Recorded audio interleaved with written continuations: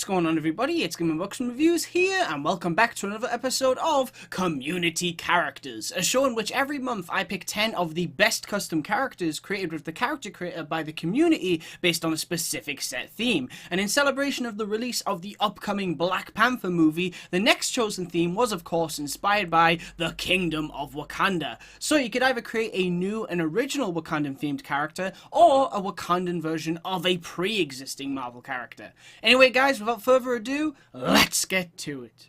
Alright, so kicking our list off at number 10, we have the Spirit Panther, created by Demon Dakby on YouTube. Now, Demon Dakby has written a short backstory for their character, which I will now explain. So, during a battle between the Avengers and Thanos in Wakanda, the Soul Stone accidentally brought T'Chaka, father of T'Challa, back as a ghost. T'Chaka then took on the name of the Spirit Panther and fought alongside the Avengers as they tried to defeat the Mad Titan. Now, this character's passive abilities include the ability to smash crack Lego walls and also cut Lego vines. And when it comes to traversal, T'Chaka can run at super fast speeds, climb onto almost any surface, and even fly at very fast speeds through the sky. And in combat, he can attack with his claws, lunge towards his enemies, turn invisible, and even emit an explosive ability that can freeze his enemies. Overall, I really like this character. He's got a pretty simple but awesome costume design that could definitely be used as a Wakandan version of Phantom Rider. And just the idea of bringing T'Chaka back as a ghost that helps the Avengers is just such a cool concept. Next up at number 9, we have the Wakandan Webslinger, created by Squish on YouTube. Now, this character's passive abilities include invulnerability, the ability to grapple to reach high places, crack broken Lego walls, cut vines, dig, and also track down hidden items. And when it comes to traversal, they can climb onto almost any surface, hyper jump extremely high into the air, and also web swing. And in combat, they can attack with their battle staff and throw their battle staff. Their left hand also shoots arrows that deal out heat damage, and when things get too crazy, they can also emit an explosive ability that deals out heat damage. Overall, I really like the design of this character. I've always wondered what a Wakandan version of Spider-Man would actually look like, and I could definitely see him wearing this. Next up at number 8 on our list, we have the Bronze Tiger, created by Vladimir Wild on YouTube. Now, Vladimir has written a backstory for their character, which I will now explain. So, originally from America, Mason Armitage was an architect who came to Wakanda to study vibranium. Now, during his quest, Mason fell into a small, mysterious pit and received several injuries, including a bruise on the head, a tear on his arm, and a cut on his leg. Now, Mason came to terms with the fact that there was no way out of the pit until suddenly he saw a glimmer in the distance, and with no other options available, he immediately limped towards it. Mason had found the bronze gem of the tiger. He picked it up, and a rush of power and adrenaline ran through his heart and veins. He had now gained incredible strength and speed, as well as several superpowers, including the ability to shoot heat vision from his eyes and electrical bolts from his hands. With no control, Mason leaped incredibly high out of the pit, but he was scared and confused, so he decided to go home back to America. Now, for the next 2 years, Mason constantly trained his body until he finally had complete control over how to use his newfound powers. However, Mason did eventually return to Wakanda as the Bronze Tiger and would later fight alongside the Black Panther. Now, this character has a lot of passive abilities, which include the ability to interact with technology panels, crack Lego walls, deflect incoming attacks, cut Lego vines, use super strength, dig for hidden items, teleport, track down hidden items, and also double jump. And when it comes to traversal, Mason can run at super fast speeds, he can also climb onto almost any surface, and also hyper jump extremely high into the air. And in combat, he can use his Claws of Fury to attack his enemies, the Eye of the Tiger, which allows him to shoot beams out of his eyes that do heat damage, shoot bolts from both hands that can electrocute enemies, and he can also use his Tiger's Roar, which emits an explosion attack that can destroy glass Lego objects. Overall, I think this is a really cool character. The name Bronze Tiger definitely fits the appearance of Mason's costume and the Wakanda theme, and I love the fact that Vladimir took the time to actually think of names for some of his character's powers and abilities. And as for his backstory, I thought it was really well thought out. I love the idea of Mason losing control and leaping to safety out of the pit. Very, very cool. At number 7 on our list, we have Enboli Elite, created by Quinzalis on YouTube. Now, Quinzalis has written a backstory for their character, which I will now explain. So, in the year 2080, there was a girl named Irisa Uganda, daughter of a maid, who worked for Wakanda's royal family. Now, one day during her childhood, Arisa's mother got up and went to work like usual, but along the way she came across a wounded man sitting in front of the royal palace. She tried to help the man, but he just got up and ran away. Now, inside the palace, she found Wakanda's royal family deeply upset. They explained to her that Wakanda's biggest diamond was just stolen. Arisa's mother told them about the man she met outside, but suddenly, a tiny piece of crystal fell from her dress and onto the floor. A member of the Dora Milaje was quick to notice this and took the crystal back to forensics.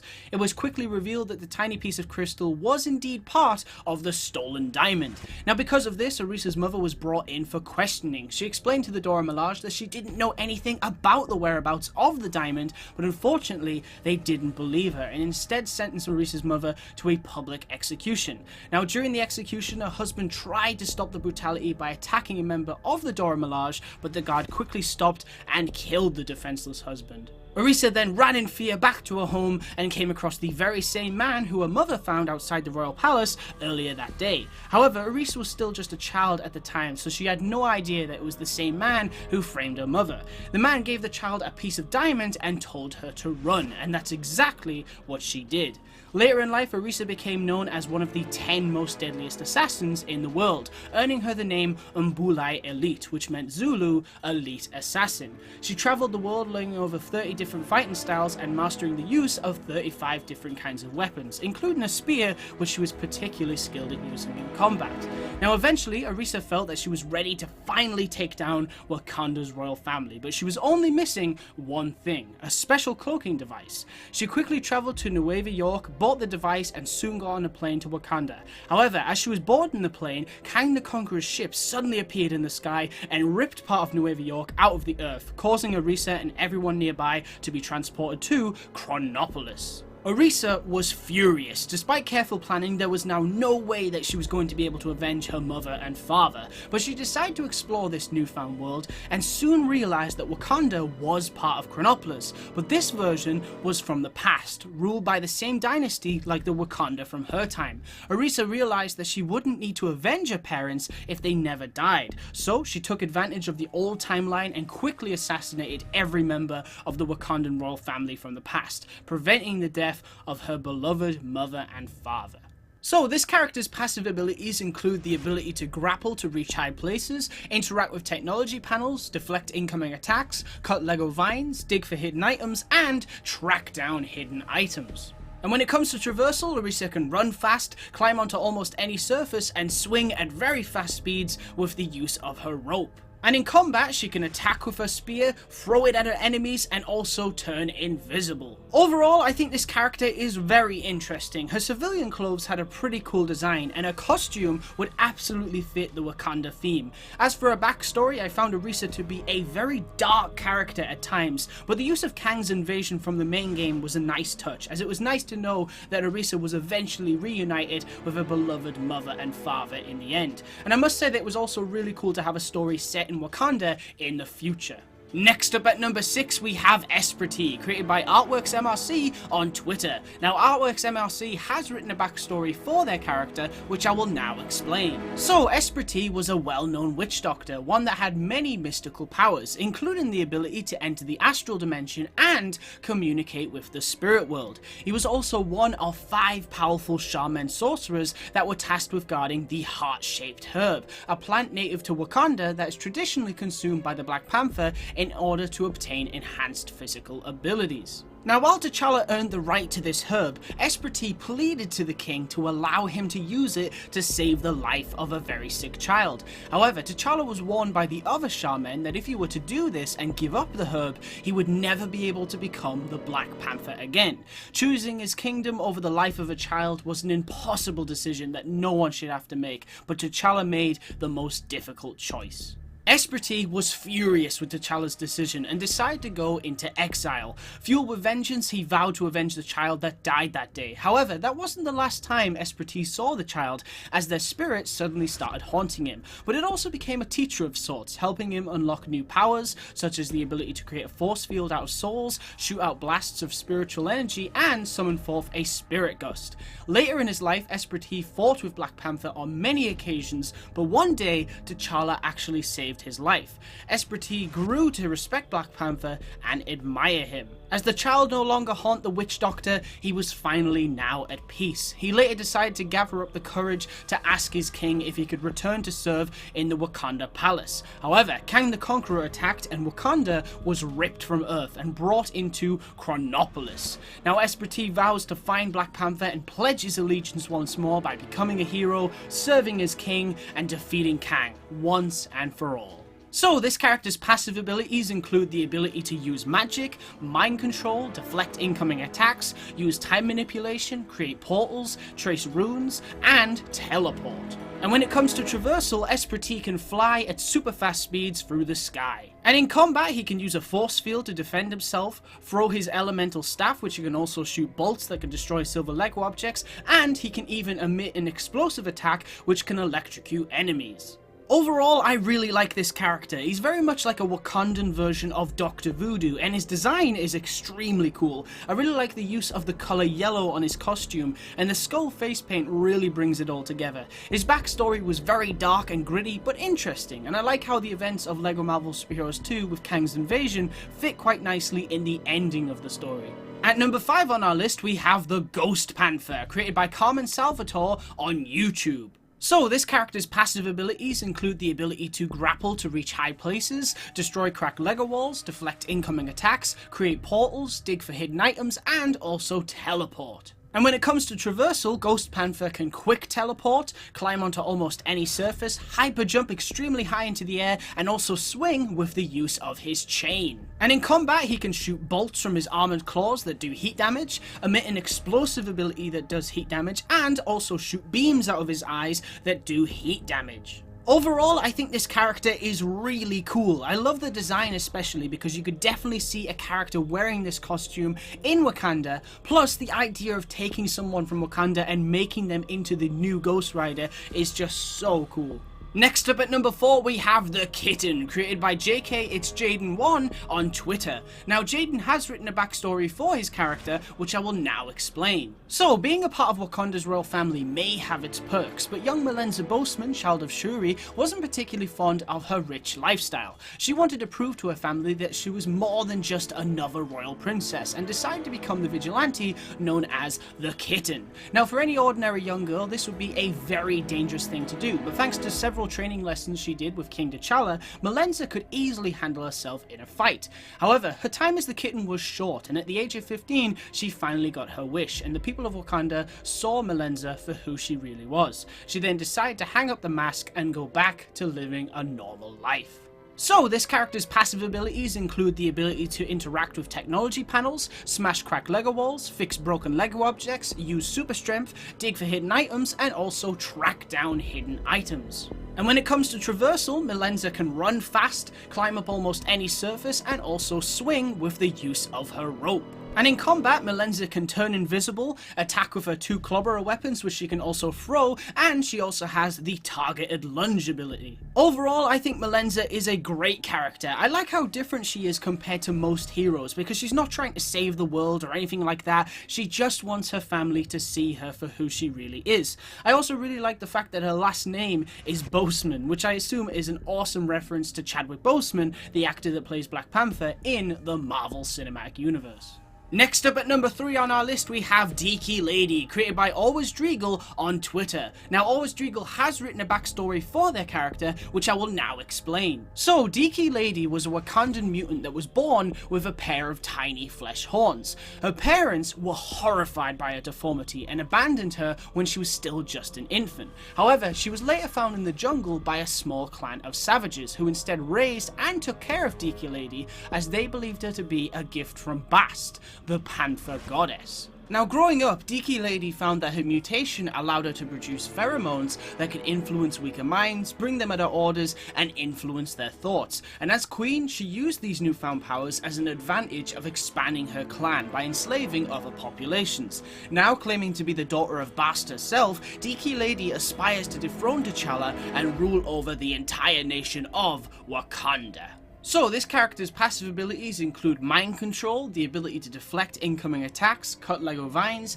dig for hidden items, track down hidden items, double jump, and also climb up almost any surface. And in combat, she can defend herself with a force field, target lunge multiple enemies, attack with her battle staff, and also throw her battle staff. Overall, I think the design of this character is really cool and unique and would definitely fit well in Wakanda. Deaky Lady's backstory is also really interesting, and I particularly like the detailed explanation as to why she has horns and what purpose they serve. But the most interesting thing I found about this character was just how much she evolved, because I assumed Deaky Lady was going to prove her judgmental parents wrong and use her powers for good, but instead she turned out to be a very manipulative mutant that selfishly used her powers to get what she wants, which obviously made for a really great twist. At number 2 on our list, we have the White Cougar, created by Marvel Unifan on Twitter. Now, Marvel Unifan has written a backstory for their character, which I will now explain. So, for Adewale Bello, being born into one of the richest families in Wakanda made for a pretty complicated life, until one day, as Adewale was sitting on his balcony, he noticed the legend himself, T'Chaka, the Black Panther, fighting the villainous M'Baku and Killmonger. Now, suddenly, Adewale heard his mother scream in fear, and as he ran downstairs, he noticed a group of crooks running off of many valuable artifacts from his home. But as he looked down to the floor and saw his mother and father, he soon realized that wasn't the only thing that the crooks had taken from him.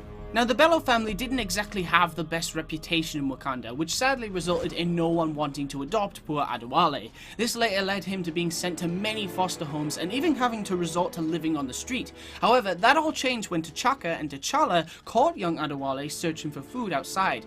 T'Chaka recognized the boy from the Bello family, and believing all the Bellos were dead, he took Adewale in and raised him as one of his own. Many years later, T'Chaka showed Adewale his family's true origin. Now, while the Black Panther was the protector of Wakanda, he also had a partner known as the White Cougar. T'Chaka explained to Adewale that, like the Black Panther, the Cougar is a mantle that is passed down through generations. Adewale's grandfather Zayn fought alongside T'Chaka's father, King Azuri, and due to a failed mission in World War II, Zayn was the last man to take on the White Cougar mantle. The people of Wakanda believed he abandoned them in the time they needed him the most, but he actually just went into hiding and was never seen again. Now, later in that year, T'Chaka and T'Challa had both been sent to the signing of the Sokovia Accords. However, after hearing of the devastating attack and the loss of T'Chaka, Adewale was filled with rage. Now, while T'Challa took on the mantle of the Black Panther and was fighting alongside Iron Man in a superhero civil war, Adewale took on the role of the White Cougar and protected Wakanda while its king was away.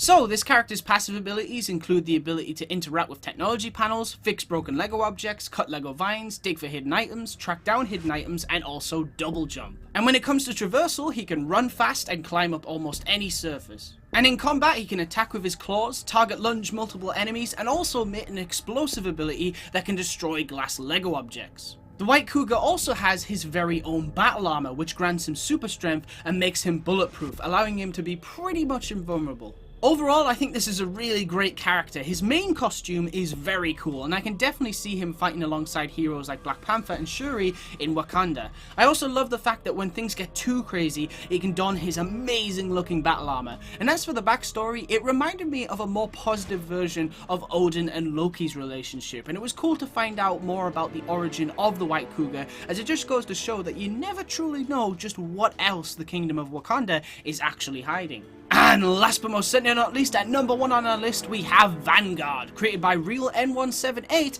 on Twitter. Now, the Real N178 has written a backstory for their character, which I will now explain. So, in 1995, a Wakandan ambassador came to America and met a young woman named Maria. The two soon fell in love and decided to settle down in Wakanda, where in 1997, they were lucky enough to have their very first child, which they named Caleb Drake. However, when Caleb was 2 years old, his father was murdered during an attack on Wakanda. Maria was devastated and feared for the safety of her child. She realized that there was nothing left for them in Wakanda and decided to immediately move back to America, resulting in her son growing up with no knowledge about his father. At the age of 20, Caleb joined the United States Marine Corps, but unfortunately while serving, he lost his right arm in a devastating explosion. Now when he returned home, there was breaking news. The Wakandan royal family had been murdered, and Eric Killmonger had taken the throne. Maria realized that there was no point in trying to hide any more secrets from her son, so she explained to him that he is a child of Wakanda, and that they must save the kingdom.